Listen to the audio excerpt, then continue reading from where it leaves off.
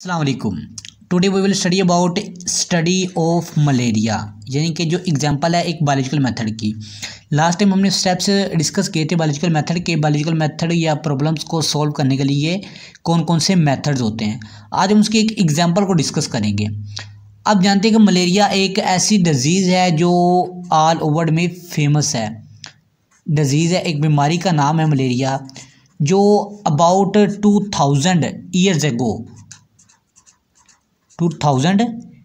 एगो ये स्प्रेड हुई थी, फैली थी ऑल ओवर दी वर्ल्ड में।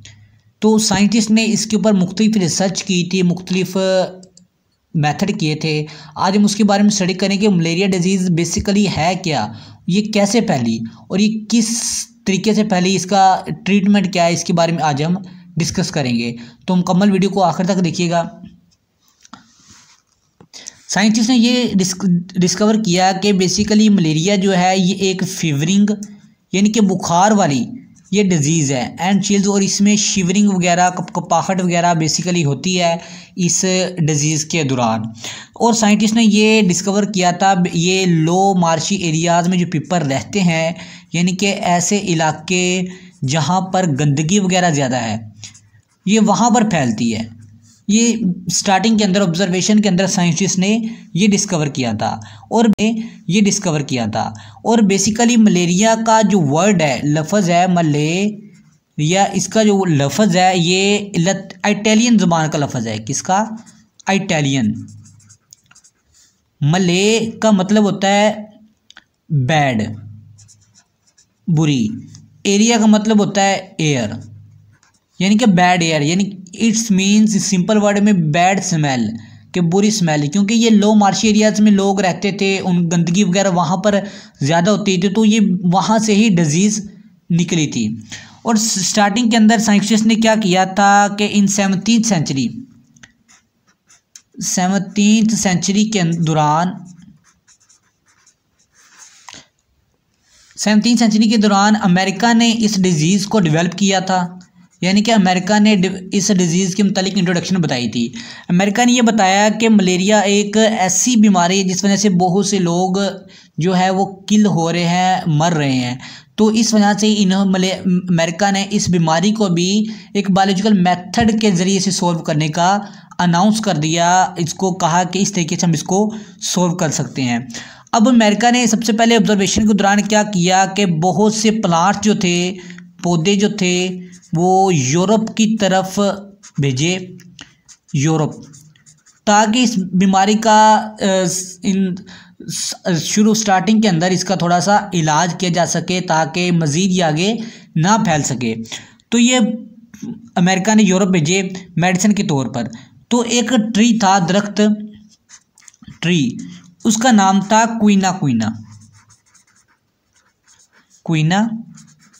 क्वीना।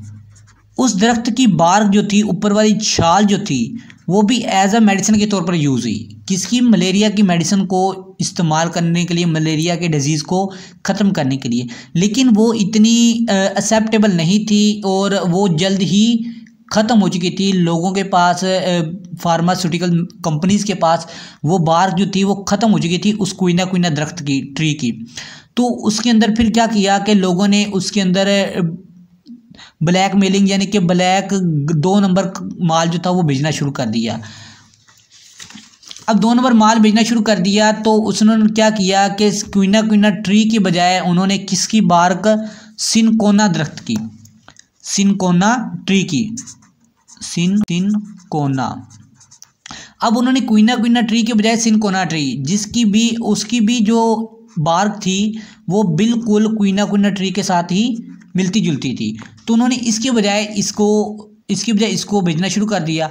अब क्या हुआ कि इसकी जो ट्रीटमेंट किया जाता था वो इतना परफेक्टेबल साबित हुआ इसकी बजाय, और लोगों ने फिर इसी को ही मलेरिया के ज़रिए, इस मलेरिया के इलाज के अंदर इस्तेमाल करना शुरू कर दिया, इस बार को। और ये एक्सीलेंटली ट्रीटिंग मलेरिया के लिए इस्तेमाल हो रही है। और इसी वजह से तो इसको नाम दिया जाता है क्विनीन। और ये आज तक भी इसी को ही मलेरिया का डिजीज़ के लिए इस्तेमाल किया जा रहा है। उस वक़्त एट दैट टाइम कुछ फिजिशियन जो थे, अब चूंकि ये जो मोस्टली इस्तेमाल होना शुरू हो गई थी, तो साइंटिस्ट ने क्या किया, इसकी सिम्टम्स के लिए इसकी यानी कि काज वजूहात के बारे में डिस्कस करना छोड़ दिया और इस क्विना ट्री को एज आ मलेरिया के मेडिसिन के तौर पर इस्तेमाल करना शुरू हो गए। After 200 years later 200 years later 200 साल बाद क्या हुआ कि फिजिशियन ने इसके ऊपर मज़ीद रिसर्च करना शुरू कर दी और लिविंग ऑर्गेनिज्म के अंदर। अब 200 साल बाद क्या हुआ कि साइंटिस्ट ने इसके ऊपर मज़ीद रिसर्च करना शुरू की, तो उन्होंने ये डिस्कस किया, ये इसकी कॉज को तलाश किया कि ये कुछ होती है, सम माइक्रो ऑर्गेनिज्म की वजह से ये डिजीज़ फैलती है, ऑर्गेनिज्म की वजह से ये डिजीज़ जो है स्प्रेड होती है। उसके बाद 1878 के अंदर एक फ्रेंच आर्मी फिजिशियन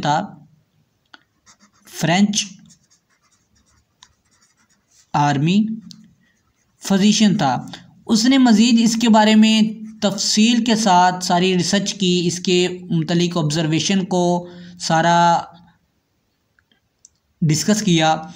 उसका नाम था लेवरन।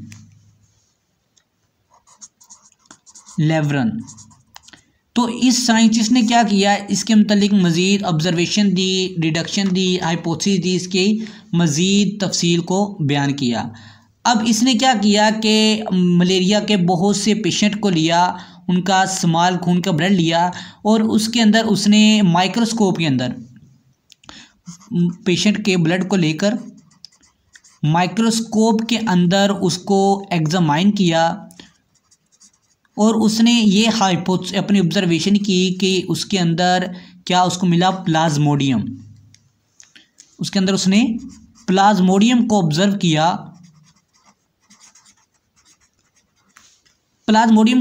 किया और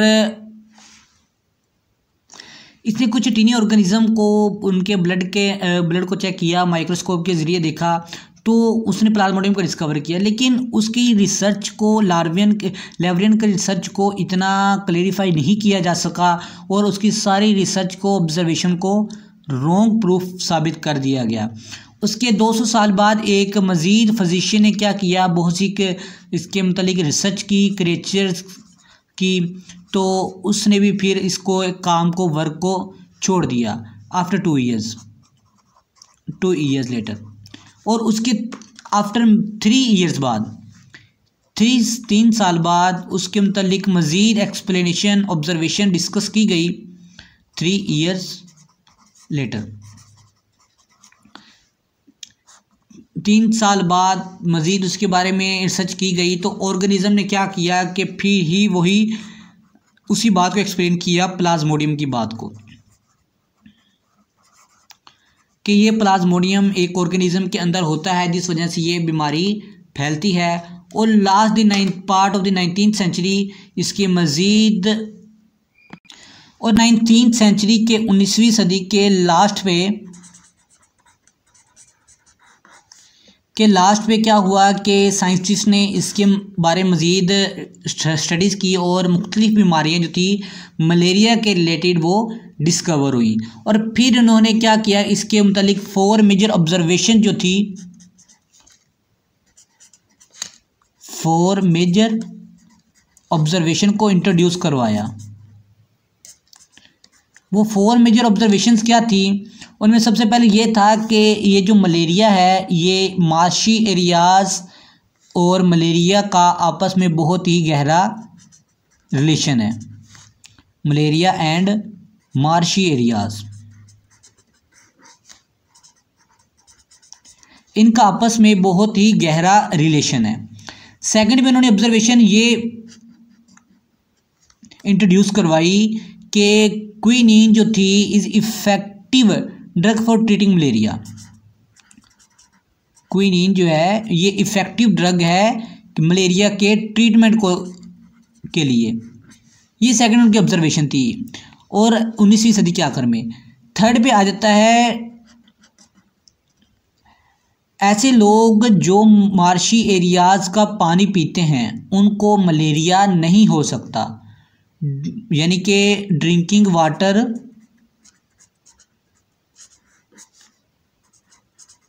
water of marshy areas not cause malaria. Areas not cause malaria. अब लास्ट पे उन्होंने क्या आखिरी अपनी जो बयान की, उन्होंने कहा कि प्लाज्मोडियम जो है वो मेन काज है मलेरिया का। प्लाज्मोडियम जो है मेन काज है मलेरिया की डिजीज़ का, यानी कि प्लाज्मोडियम को ब्लड के अंदर देखा गया है। अब साइंटिस्ट ने क्या किया कि इस ऑब्जर्वेशन को यूज़ किया, इंफॉर्मेटिव ऑब्जर्वेशन को, और इसके मतलब हाइपोथेसिस को बयान किया। ऑब्जर्व के बाद किस चीज़ को बयान किया? हाइपोथेसिस को। अब हाइपोथेसिस उनको यूज़ किया और हाइपोथेसिस को इस्तेमाल करके उन्होंने ये एक मेन रीज़न निकाली कि हाइपोथेसिस के अंदर उसकी टेंटेटिव एक्सप्लेनेशन उन्होंने ये बयान की कि प्लाज्मोडियम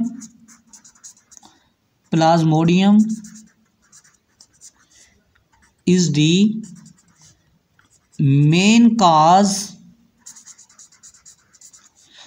ऑफ मलेरिया। ये उन्होंने हाइपोथेसिस अपनी बयान कर दी।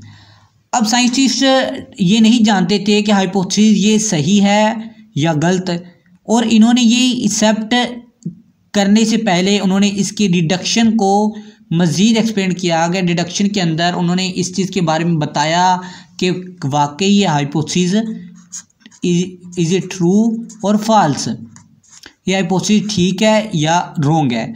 अब डिडक्शन के अंदर उन्होंने ये बयान किया कि अगर प्लाज्मोडियम मलेरिया की वजह है, प्लाज्मोडियम जो है अगर मलेरिया की वजह है तो डिडक्शन के अंदर उन्होंने ये बताया कि अगर प्लाज्मोडियम जो मलेरिया की वजह है तो जितने भी पर्सन जो हैं वो ऑल पर्सन इल्स, जितने भी शख्स मर रहे हैं उनके सब के ब्लड के अंदर प्लाज्मोडियम होना चाहिए। क्योंकि डिडक्शन हमारी ये होती है कि मिसाल के तौर पर अगर किसी साइंटिस्ट ने, बायोलॉजिस्ट ने ये कहा कि उस एक परिंदे की चिड़िया के 2 पर हैं, तो वो उससे अंदाज़ा लगा लेते हैं जितने भी बर्ड्स हैं उन सब के पर होंगे।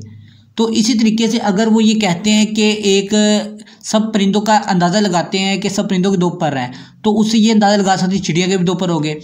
इसी तरीके से डिडक्शन के अंदर उन्होंने ये वजाहत की, एक्सप्लेनेशन दी कि अगर जो मलेरिया है वो प्लाज्मोडियम की ही वजह है, मलेरिया की बीमारी प्लाज्मोडियम की वजह से होती है, तो जितने भी पर्सन शख्स जो है वो मर रहे हैं उन सब के ब्लड के अंदर प्लाज्मोडियम होना चाहिए। अब डिडक्शन को ट्रू या फॉल्स करने के लिए मुख्तलिफ एक्सपेरिमेंट किए गए। जो नेक्स्ट स्टेप आ जाता है जिसको हम एक्सपेरिमेंटेशन कहते हैं, टेशंस। अब एक्सपेरिमेंटेशन में क्या किया गया, 100 मलेरियल पेशेंट्स के जो थे, 100 मलेरियल पेशेंट के ब्लड लिए गए, सैंपल कलेक्ट किए गए। अब जब 100 मलेरियल पेशेंट के ब्लड लिए गए तो उनको माइक्रोस्कोप के अंदर एग्जामाइन किया गया। जब माइक्रोस्कोप के अंदर एग्जामाइन किया गया, उसके बारे में स्टडी की गई, तो ये रिज़ल्ट निकला कि 7 आउट ऑफ 100 पेशेंट, यानी कि हर 100 पेशेंट को अगर 100 मलेरिया पेशेंट का ब्लड लिया गया तो 7 से लेकर 100 पेशेंट तक उसके अंदर क्या थे, प्लाज्मोडियम थे। यानी कि अगर मिसाल तौर पर पहले 7 पेशेंट है तो उनमें किसी न किसी के प्लाज्मोडियम के अंदर मलेरिया था, उसके बाद नेक्स्ट 7 में से, तो इस तरीके से जितने भी पेशेंट थे उन सब के अंदर प्लाज्मोडियम को ऑब्जर्व किया गया। तो इससे साइंटिस्ट ने यह अंदाज़ा लगा लिया कि is it true plasmodium is the main cause of malaria. So ये साबित प्रूफ हो गया कि मलेरिया के जो मेन काज है वो प्लाज्मोडियम ही है। अब ये थी हमारी एग्जांपल कि किस तरीके से जो मलेरिया के डिजीज़ जो है वो उसको ट्रीटमेंट कैसे किया गया और किस तरीके से वो मज़ीद आगे उसकी हाइपोथेसिस क्या थी, डिडक्शन क्या थी और एक्सपेरिमेंट क्या थी। अब मैंने फर्स्ट पे ये बात की थी कि हम इसके बारे में स्टडी करेंगे ये फैलती क्यों है, यानी कि ये किस तरीके से ह्यूमंस के अंदर जाती है। मैंने ये इन्होंने ऑब्जर्वेशन के अंदर, बायोलॉजिस्ट ने क्या ऑब्जर्वेशन के अंदर बताया था कि अब बायोलॉजिस्ट ने अपनी ऑब्जर्वेशन के अंदर ये बताया था कि जो ये कहाँ गई,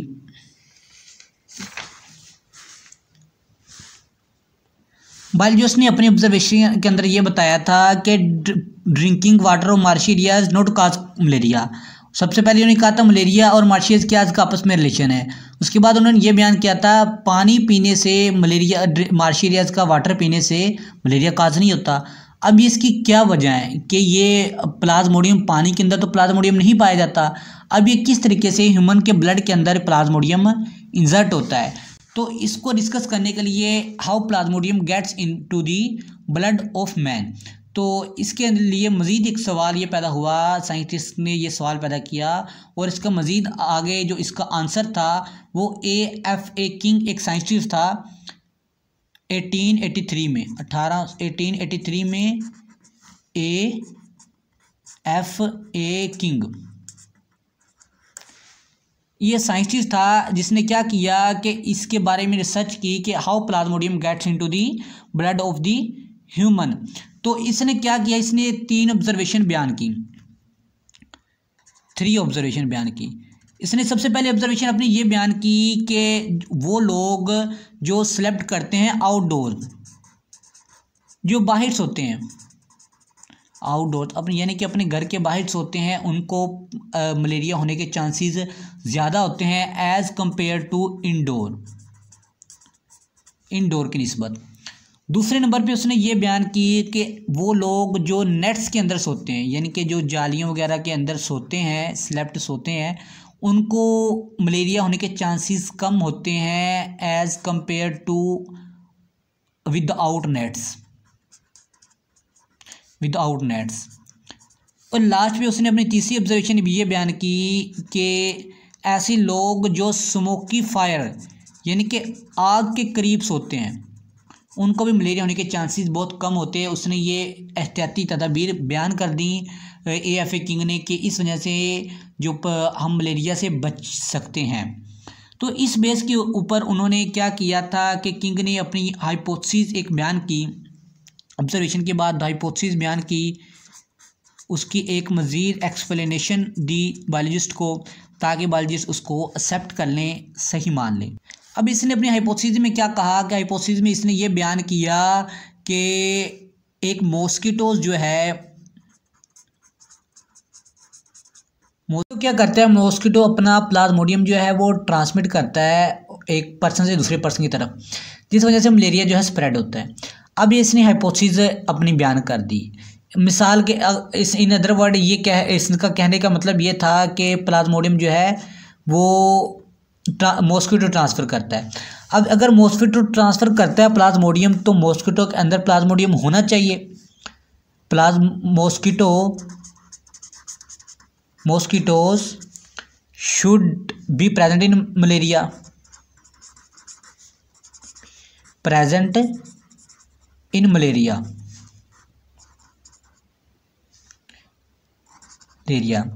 इसके कहने का मतलब ये था। अब इसकी डिडक्शन किस तरीके से की, डिडक्शन इस तरीके से की, ये बयान किया गया कि मलेरिया जो है वो इस वजह से स्प्रेड होता है कि मॉस्किटो क्या करता है कि एक पर्सन से, एक मलेरिया पेशेंट से प्लाज्मोडियम को लेता है, दूसरे हेल्दी पेशेंट के अंदर ट्रांसफ़र कर देता है। अब ये इस वजह से डिडक्शन, इस हाइपोथेसिस के डिडक्शन कर दिया गया। अब नेक्स्ट डिडक्शन को मज़ीद टेस्ट करने के लिए Ronald rows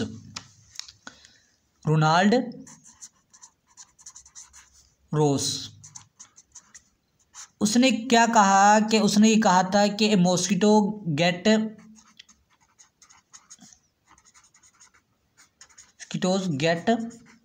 Plasmodium from malarial patient.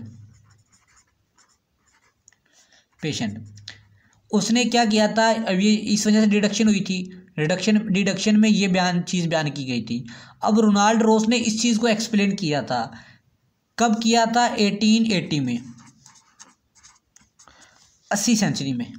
अब रोनाल्ड रोस ने ये एक ब्रिटिश आर्मी फिजिशियन था जिसने इंडिया के अंदर बहुत काम किया।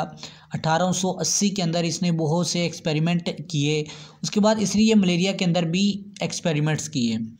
इसने क्या कहा कि इसने ये कहा किया कि अपना एक्सपेरिमेंट उसने एक मच्छर जो मॉस्किटो जो था जिस वजह से वो मलेरिया फैलता था उसका उसने ये कहा कि एनोफिल्स मॉस्किटो है, कीटोज है, जो क्या करता है कि एक मलेरियल पेशेंट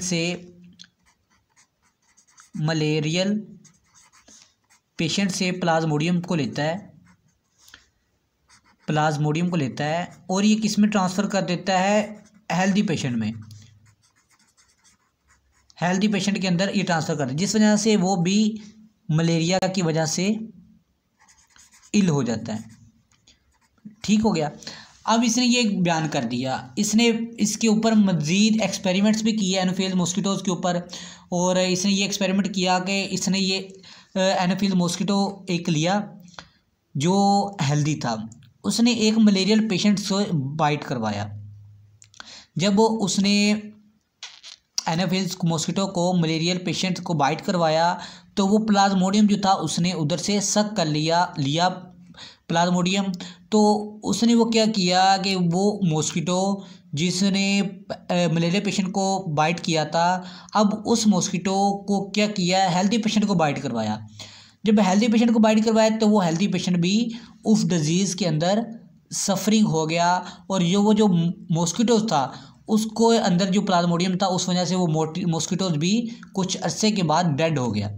तो इस तरीके से मॉस्किटोज जो है ये क्यों सकिंग करते हैं, क्यों खून को पीते हैं, या इनके अंदर एग्स होते हैं, ये अपने एग्स की जो नुमाइश के लिए यानी कि एग्स की मज़ीद प्रोडक्शन के लिए, अपने चाइल्ड की मज़ीद प्रोडक्शन के लिए ये ब्लड को सक करते हैं। और ये क्या करते हैं कि अपना उनको प्लाज्मोडियम मलेरिया पेशेंट के जब वो किसी मलेरिया पेशेंट के ब्लड को सक करेंगे तो वो उस वजह से खुद भी वो उस डिज़ीज़ में सफ़र हो जाते हैं। उसके बाद इसने एनोफिल्स मॉस्किटोज़ के अलावा एक और एक्सपेरिमेंट किया। सबसे पहले किसी भी साइंटिस्ट को इस चीज़ की इजाज़त नहीं होती कि ये डायरेक्ट किसी ह्यूमन्स के ऊपर इस चीज़ की रिसर्च करे, ह्यूमन्स के ऊपर अपनी जो एक्सपेरिमेंट है वो करे, क्योंकि ये स्टार्टिंग के अंदर ये बहुत सी डिजीज़ को ये डिजीज़ हो जाती है ह्यूमन को, तो जिस वजह से ह्यूमन जो है वो डाई भी हो सकता है। तो इससे पहले इसने क्या किया? रोनाल्ड रोस ने एक क्यूलिक्स मॉस्किटो लिया, उसको हेल्दी स्पैरो के मलेरियल स्पैरो के अंदर हेल्दी स्पैरो था, उसके जो क्यूलेक्स मॉस्किटो लिया, उस क्यूलेक्स मॉस्किटो को पहले हेल्दी पेशेंट के जो मलेरियल पेशेंट था उसके ऊपर बाइट करवाया। उसके ऊपर बाइट करवाने के बाद उसने हेल्दी स्पैरो को, जो स्पैरो हेल्दी थी, उसको बाइट करवाया। ठीक है, उसको बाइट करने के बाद हेल्दी स्पैरो क्या होगी? वो भी मलेरिया की वजह से डाई होगी। मलेरिया की वजह से डाई होगी तो वो जो मॉस्किटो था अब उसके अंदर भी मलेरिया पेशेंट के जर्म्स आ चुके थे और वो मॉस्किटो भी था, कुछ अरसे बाद डाई हो गया। अब इसके बाद क्या की हुआ कि कुछ अरसे के बाद अब at the end of this century 1898 इस सेंचुरी में, इस ईयर में क्या हुआ कि साइंटिस्ट ने ह्यूमन्स के ऊपर इसी चीज़ का एक्सपेरिमेंट किया कि एनोफिल्स मॉस्किटो को लिया, उसको क्या किया कि बाइट करवाया एक मलेरियल पेशेंट के ऊपर। मलेरियल पेशेंट के ऊपर बाइट करवाया। जैसे ही उन्होंने मलेरिया पेशेंट को बाइट करवाया तो उधर उससे लेकर उसका सैंपल लेकर उन्होंने क्या किया कि हेल्दी पेशेंट को दिया, जिस वजह से वो पेशेंट भी जो था, वो पर्सन भी था, इस डिजीज़ में मुब्तला हो गया। तो इस नतीजे के होल दी एक्सपेरिमेंट ये रिज़ल्ट निकला कि जो मॉस्किटोज है वो क्या करता है? प्लाज्मोडियम को ट्रांसमिट करता है, प्लाज्मोडियम एंड स्प्रेड मलेरिया। ये जो है क्लियर हो गया।